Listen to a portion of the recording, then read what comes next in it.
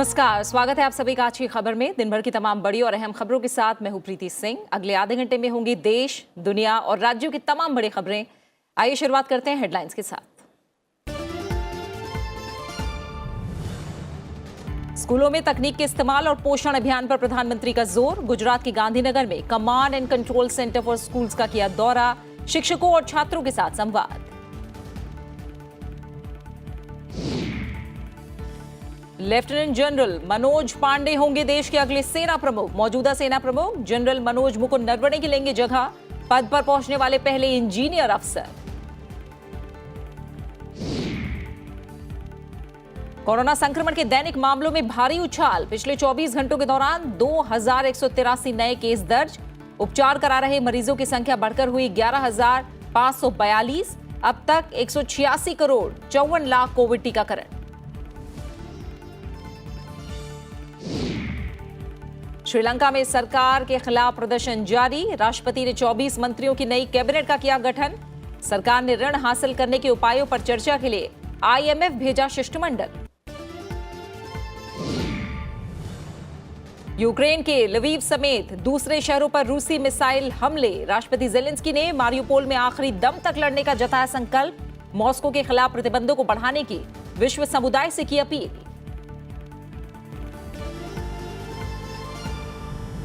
और हेडलाइंस के बाद एक नजर उन खबरों पर जो दिन भर सुर्खियों में रही।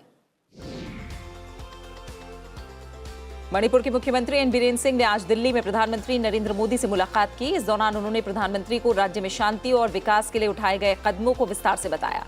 साथ ही राज्य में ड्रग्स और भ्रष्टाचार से लड़ने के लिए उठाए गए कदमों के बारे में भी जानकारी दी। लोकसभा अध्यक्ष ओम बिरला के नेतृत्व में एक भारतीय संसदीय प्रतिनिधिमंडल 19 से 21 अप्रैल 2022 को वियतनाम का दौरा करेगा। वियतनाम की 3 दिवसीय यात्रा के दौरान ओम बिरला नेशनल असेंबली के अध्यक्ष और वियतनाम के राष्ट्रपति से मुलाकात करेंगे। बाद में लोकसभा अध्यक्ष के नेतृत्व में भारतीय संसदीय प्रतिनिधिमंडल 22 अप्रैल को कंबोडिया के लिए रवाना होगा। वित्त मंत्री निर्मला सीतारमण अंतर्राष्ट्रीय मुद्रा कोष और विश्व बैंक की बैठकों में भाग लेने के लिए अमेरिका के दौरे पर हैं। वो G20 देशों के वित्त मंत्रियों और केंद्रीय बैंक के गवर्नरों की बैठक में भी शामिल होंगी। वित्त मंत्री इंडोनेशिया, दक्षिण कोरिया, श्रीलंका और दक्षिण अफ्रीका समेत कई देशों के साथ द्विपक्षीय बैठकों में भी भाग लेंगी।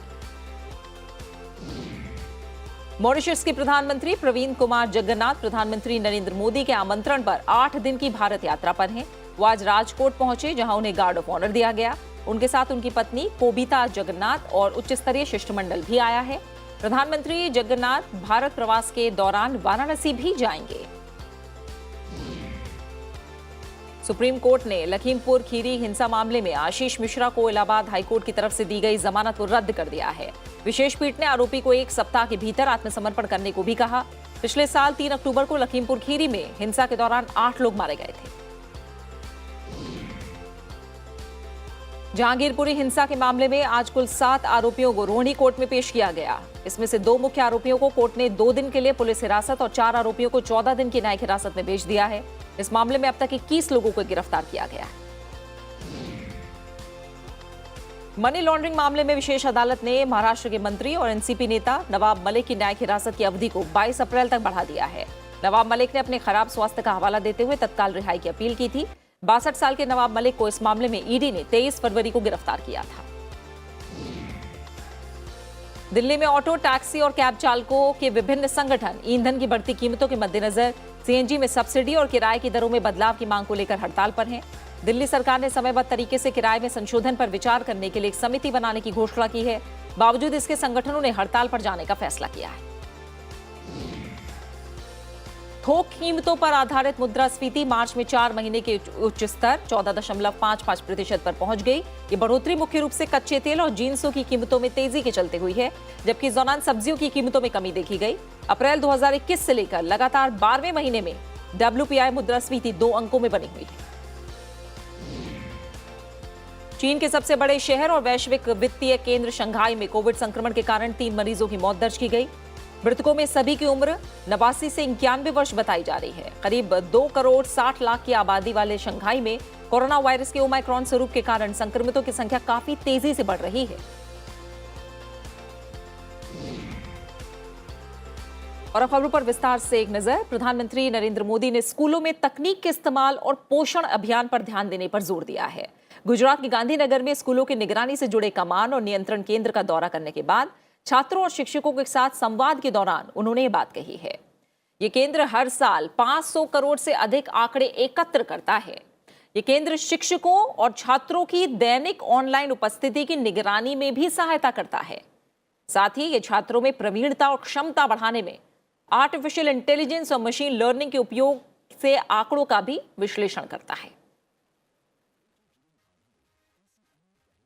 प्रधानमंत्री नरेंद्र मोदी का आज से शुरू हुआ 3 दिवसीय गुजरात का दौरा काफी व्यस्त रहने वाला है। मंगलवार को प्रधानमंत्री बनासकांठा जिले में बनास डेयरी संकुल में कई विकास परियोजनाओं का लोकार्पण और शिलान्यास करेंगे, जिसमें बनास कम्युनिटी रेडियो स्टेशन की शुरुआत भी शामिल है। कल शाम के वक्त प्रधानमंत्री जामनगर में WHO global centre for traditional medicine की आधारशिला रखेंगे। इस अवसर पर मॉरिशस के प्रधानमंत्री और WHO के महानिदेशक विशेष तौर पर उपस्थित रहेंगे। बुधवार को प्रधानमंत्री गांधीनगर में वैश्विक आयुष निवेश और नवाचार शिखर सम्मेलन का उद्घाटन करेंगे। बाद में वो दाहोद में आदि जाति महासम्मेलन में शामिल होंगे और विभिन्न विकास परियोजनाओं का उद्घाटन और शिलान्यास करेंगे। लोकसभा अध्यक्ष ओम बिरला ने कहा है कि आज दुनिया के अंदर भारत का नौजवान चाहे जहां भी जिस भी क्षेत्र में हो, अपनी प्रतिभा और क्षमताओं से वहां आर्थिक और सामाजिक परिवर्तन लाने में अपनी महत्वपूर्ण भूमिका निभा रहा है।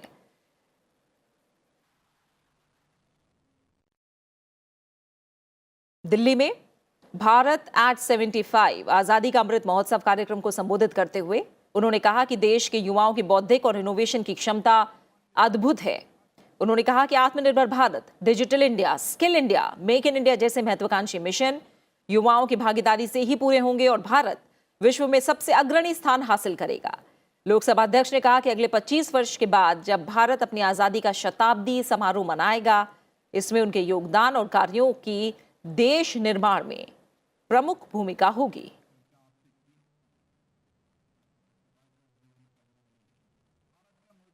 जितनी भी हमारी चुनी हुई लोकतांत्रिक संस्थाएं हैं, उन लोकतांत्रिक संस्थाओं के बारे में भारत का नौजवान क्या सोचता है, उसका क्या विजन है, क्या सोच है, समाज में कैसे परिवर्तन कर सकता है, इसके लिए इस अमृत महोत्सव में हम सबको सामूहिकता से काम करने की आवश्यकता है। प्रधानमंत्री नरेंद्र मोदी 21 अप्रैल को सिख गुरु तेग बहादुर के 400वें प्रकाश पर्व के अवसर पर लाल किले से देश को संबोधित करेंगे। इस अवसर पर प्रधानमंत्री नरेंद्र मोदी सिख गुरु तेग बहादुर के 400वें प्रकाश पर्व पर एक विशेष सिक्का और डाक टिकट भी जारी करेंगे। इस मौके पर 400 रागी शब्द कीर्तन का गायन होगा। इस कार्यक्रम का आयोजन संस्कृति मंत्रालय द्वारा दिल्ली सिख गुरुद्वारा प्रबंधन कमेटी के सहयोग से किया जाएगा। कार्यक्रम में कई राज्यों के मुख्यमंत्री और देश और दुनिया की कई नामचीन हस्तियां भी शामिल होंगी। सिख गुरु तेग बहादुर के 400वें प्रकाश पर्व के मौके पर इस कार्यक्रम का आयोजन आजादी का अमृत महोत्सव के तहत किया जा रहा है। 21 को भारत का प्रधानमंत्री आदरणीय नरेंद्र मोदी जी इस पर्व के समापन समागम में शामिल होंगे। उनकी याद में, उनके बलिदान के याद में आदरणीय प्रधानमंत्री के द्वारा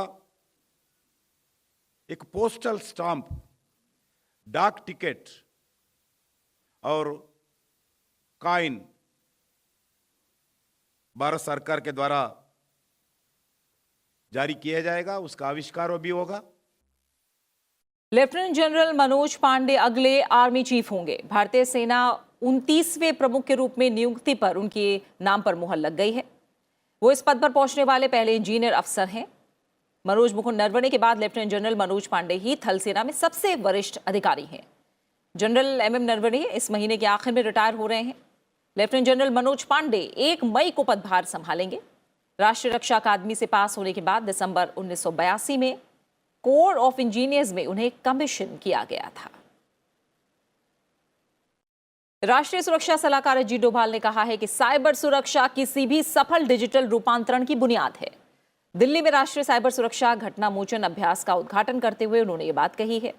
उन्होंने कहा कि देश की सामाजिक और आर्थिक सुरक्षा को प्रत्यक्ष रूप से प्रभावित करने वाले साइबर जगत में किसी भी खतरे से निपटने के लिए साइबर सुरक्षा अत्यधिक महत्वपूर्ण है। उन्होंने कई डिजिटल सेवाएं शुरू करने के लिए सरकार के प्रयासों और देश की डिजिटल क्रांति का उल्लेख किया और राष्ट्रीय साइबर जगत की सुरक्षा के उपायों पर जोर दिया है। बात कोरोना अपडेट की। देश में एक बार फिर कोरोना संक्रमण के मामले बढ़ने लगे हैं। स्वास्थ्य मंत्रालय की ओर से जारी आंकड़ों में बीते एक दिन में लगभग 90% का इजाफा हो गया है। हाल के दिनों में दिल्ली, उत्तर प्रदेश और हरियाणा में कोरोना के मामलों में तेजी आई है। बीते एक दिन में कोरोना वायरस संक्रमण के 2183 नए मामले सामने आए हैं। वहीं देश में इलाज करा रहे मरीजों की संख्या 11,542 है। देश में इलाज करा रहे मरीजों की संख्या कुल मामलों का 0.03% है, जबकि संक्रमण मुक्त होने वाले जो लोग हैं उनकी राष्ट्रीय दर 98.76% है। 24 घंटों में 214 लोगों की मौत हुई है। देश में दैनिक संक्रमण दर 0.83% है, जबकि साप्ताहिक संक्रमण दर 0.32% दर्ज की गई है।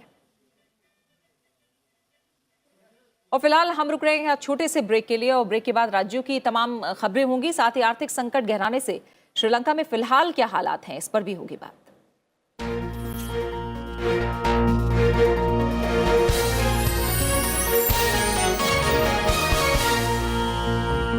Criminal Procedure Identification Bill of 2022 proposes to empower police and prison authorities to take measurements of convicts and other persons for identification.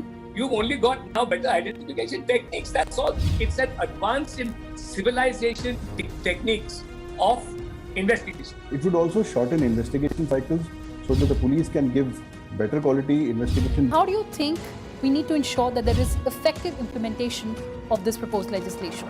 The rule-making power, which was in the earlier act with the state government only, now the rule-making power has been extended to the central government as well.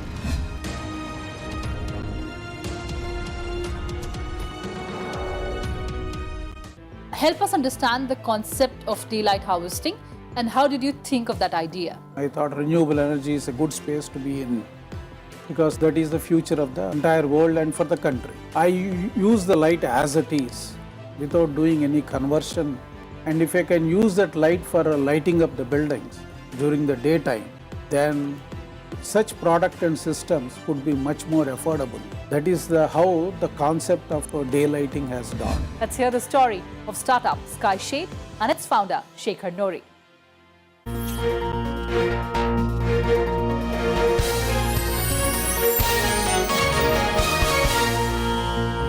और आज की खबर में बढ़ते हैं आगे और बात करते हैं राज्यों से जुड़ी तमाम बड़ी खबरों की।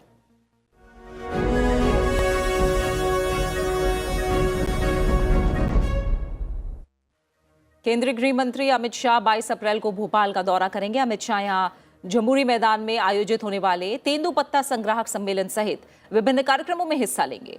साथ ही केंद्रीय पुलिस प्रशिक्षण अकादमी में होने वाले अखिल भारतीय पुलिस विज्ञान कांग्रेस में भी शामिल होंगे।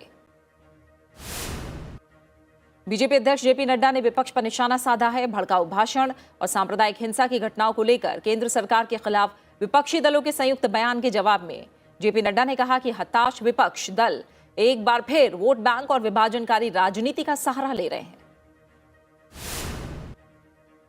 उत्तर प्रदेश के मुख्यमंत्री योगी आदित्यनाथ ने लखनऊ में अमृत पर्व प्रवेश समारंभ 2022 का उद्घाटन किया और कहा कि विश्व की वर्तमान स्थिति और यूक्रेन रूस युद्ध के बीच दुनिया की निगाहें शांति की अपेक्षा के साथ भारत पर टिकी हुई हैं। कर्नाटक के मुख्यमंत्री बसवराज बोम्मई ने कहा है कि हुबली में एक सोशल मीडिया पोस्ट को लेकर हुई हिंसा के सिलसिले में जांच की जा रही है और गिरफ्तारियां की गई हैं। उन्होंने कहा कि दोषियों के खिलाफ कानून के अनुसार कार्रवाई की जाएगी। एनसीपी प्रमुख शरद पवार ने आज कर्नाटक के बेंगलुरु में पार्टी कार्यालय का उद्घाटन किया। बनासवाड़ी में पार्टी कार्यालय के उद्घाटन के लिए पहुंचे शरद पवार का पार्टी नेताओं ने जोरदार स्वागत किया। उत्तराखंड के मुख्यमंत्री पुष्कर सिंह धामी ने काशीपुर में prime life care super speciality अस्पताल और विभिन्न राजकीय विद्यालयों में किए गए कार्यों का लोकार्पण किया। उन्होंने कहा कि 2025 में जब राज्य अपनी रजत जयंती मनाएगा तब प्रदेश श्रेष्ठ राज्यों की सूची में शामिल हो, उसके लिए वो काम कर रहे हैं।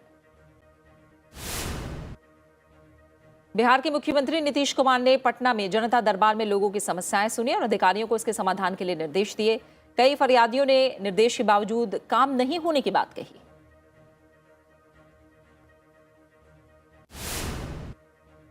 त्रिपुरा के उप मुख्यमंत्री जिष्णु देव वर्मा ने बांग्लादेश के उद्योगों को राज्य में निवेश करने और त्रिपुरा को उत्तर पूर्व क्षेत्र के व्यापार गलियारे में बदलने में मदद के लिए आमंत्रित किया है। भारत बांग्ला पर्यटन उत्सव 2022 के दूसरे संस्करण के उद्घाटन के दौरान उन्होंने त्रिपुरा में विनिर्माण इकाइयां स्थापित करने के लिए आमंत्रित किया। पद्मश्री से सम्मानित ओडिया भाषा के प्रख्यात संगीतकार और गायक प्रफुल्ल कार का कल भुवनेश्वर में निधन हो गया। वो 83 वर्ष के थे। प्रधानमंत्री नरेंद्र मोदी ने उनके निधन पर शोक जताया है। राजस्थान के पाली जिले में पानी के संकट को दूर करने के लिए जोधपुर से पहली वाटर ट्रेन रवाना की गई। इससे करीब 21 लाख लीटर पानी भेजा गया है। इस ट्रेन पर 3 महीने तक करीब 16 करोड़ रुपए खर्च किए जाएंगे। पाली में पिछले कई दिनों से पानी की किल्लत है। कोरोना के बढ़ते मामलों को देखते हुए उत्तर प्रदेश सरकार ने गौतम बुद्ध नगर, गाजियाबाद, हापुड़, मेरठ, बुलंदशहर, बागपत और लखनऊ में सार्वजनिक स्थानों पर फेस मास्क पहनना अनिवार्य कर दिया है। देश के उत्तर पश्चिमी राज्यों और मध्य भारत में इन दिनों तेज गर्मी पड़ रही है। दिल्ली में आज से 2 दिन फिर लू चलने का अनुमान है। वहीं हरियाणा, उत्तर प्रदेश, गुजरात और राजस्थान में गर्मी बढ़ने की आशंका है। मौसम विभाग के मुताबिक एक नया पश्चिमी विक्षोभ उत्तर भारत पहुंचेगा। इससे तपन से कुछ राहत मिल सकती है।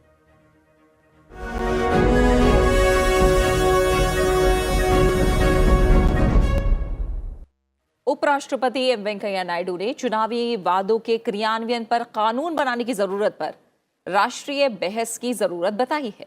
उपराष्ट्रपति ने कृष्णा जिला परिषद के पूर्व अध्यक्ष पिन्नामनेनी कोटेश्वर राव की आदमकद कांस्य प्रतिमा के अनावरण के अवसर पर जनसभा को संबोधित किया और कहा कि चुनाव प्रचार के दौरान किए गए वादों के लिए राजनीतिक दलों को जिम्मेदार ठहराया जाना चाहिए।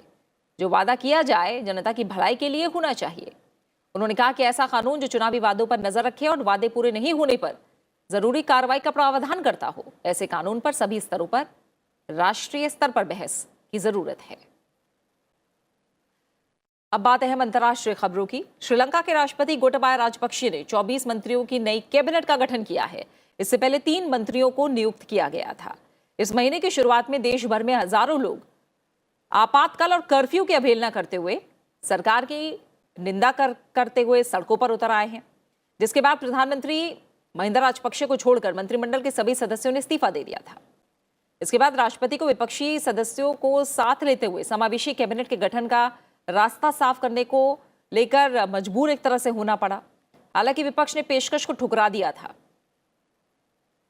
श्रीलंका 1948 में आजादी मिलने के बाद से अब तक के सबसे बदतर आर्थिक हालात से गुजर रहा है।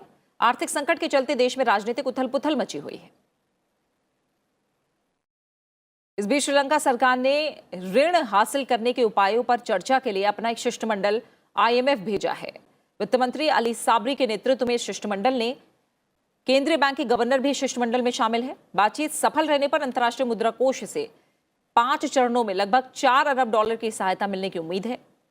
श्रीलंका इन दिनों आर्थिक संकट से जूझ रहा है और उसके पास विदेशी मुद्रा भंडार $2 अरब से भी कम है।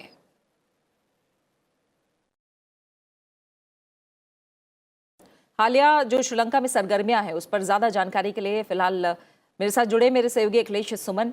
अखिलेश, इस समय हम जान रहे हैं कि श्रीलंका के हालात कैसे हैं। इस बीच गोटाबाया ने अविश्वास प्रस्ताव से पहले जो ये बड़ा कदम उठाया है मंत्रिमंडल को लेकर, इसे कैसे देखा जा रहा है? निश्चित तौर पे कहें प्रीति, देखिए लोकतंत्र में आपके पास कई अवसर होते हैं जिसमें कि आप पुरानी गलतियों को ठीक कर सकते हैं। और यह निश्चित तौर पे है कि कोरोना संकट के आने के बाद दुनिया में अगर एक देश जो सबसे ज़्यादा प्रभावित हुआ है वह श्रीलंका हुआ है। कई कारण है उसके, और विफलता के कई कारण होते हैं, उसमें श्रीलंका एक कारण बन गया। परिवारवाद का आरोप उन पर लग रहा था। निश्चित तौर पे एक ही परिवार के इतने मंत्री होने से संदेह तो पूरे देश में जाता है। और जब ये आर्थिक संकट हुआ तो निश्चित तौर पे पूरे देश में एक कह सकते हैं कि प्रोटेस्ट आंदोलनों की रफ्तार लगातार तेज हो गई, न सिर्फ कोलंबो बल्कि देश के अन्य जगहों पे। तो ऐसी स्थिति में पहले तो उन्होंने लगा कि इमरजेंसी लगा के हम मामले को ठीक कर देंगे, लोग डर जाएंगे। लेकिन लोगों के सामने चुनौतियाँ, लोगों के सामने कठिनाइयाँ लगातार बढ़ रही थी और आंदोलनों का सिलसिला भी बढ़ रहा था। तो इमरजेंसी उन्होंने वापस किया। उसके बाद विपक्ष को उन्होंने आमंत्रित किया कि संवित सरकार बनाए, मिलीजुली सरकार बनाए।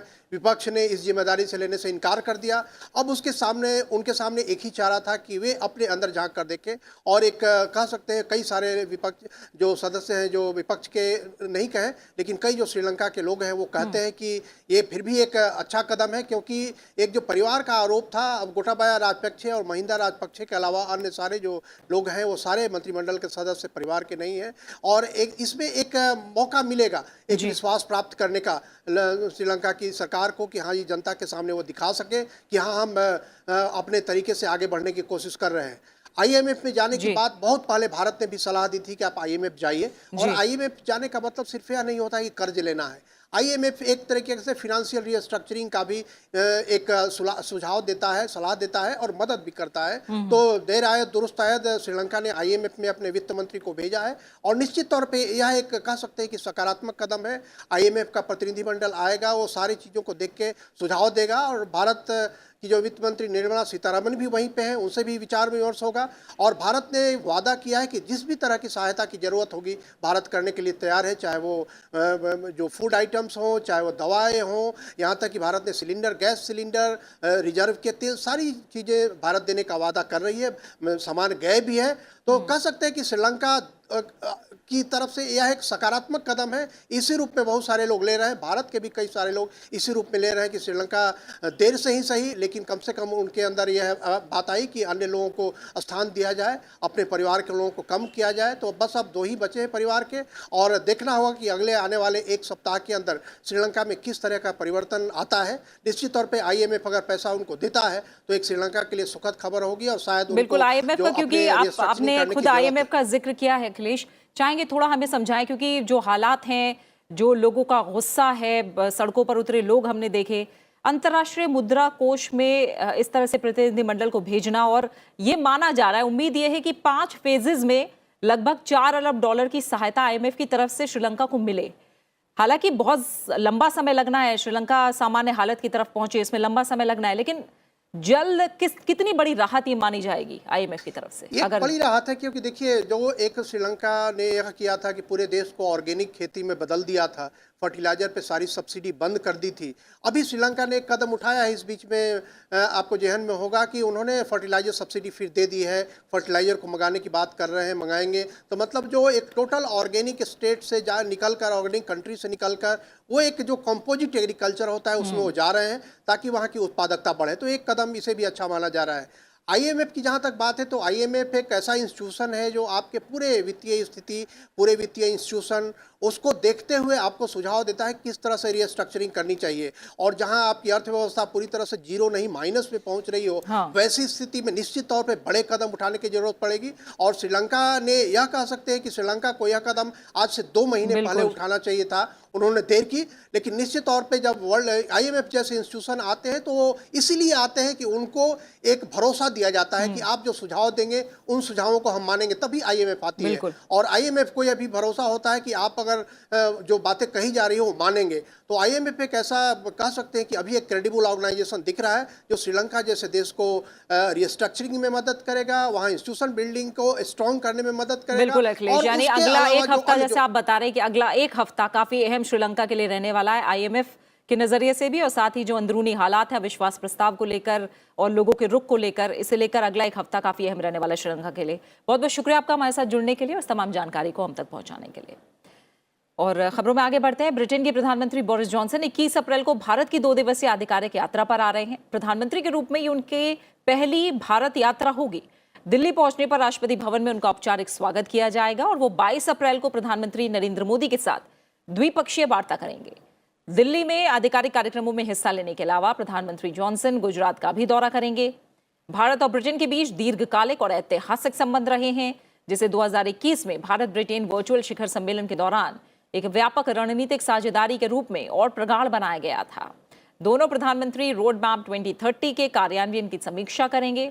साथ ही द्विपक्षीय संबंधों के सभी पहलुओं और आपसी हितों के क्षेत्रीय और वैश्विक मुद्दों पर भी विचारों का आदान प्रदान करेंगे।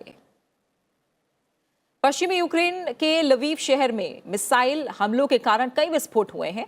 शहर पर 5 मिसाइलें दागी गईं।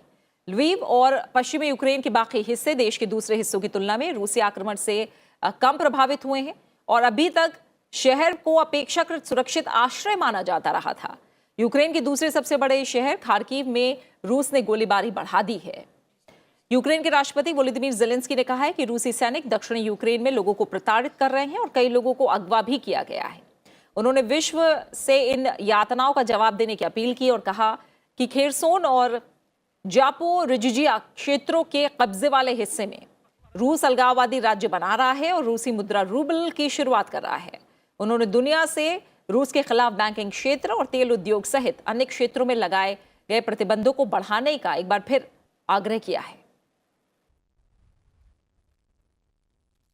तमिलनाडु के युवा भारतीय टेबल टेनिस खिलाड़ी विश्व दीनदयालन की रविवार को एक सड़क दुर्घटना में मौत हो गई। विश्व दीनदयालन 18 वर्ष के थे। वो 83वीं सीनियर राष्ट्रीय और अंतर्राज्यीय चैंपियनशिप में भाग लेने के लिए शिलोंग जा रहे थे। तभी उनकी कार डिवाइडर से टकराकर खाई में गिर गई।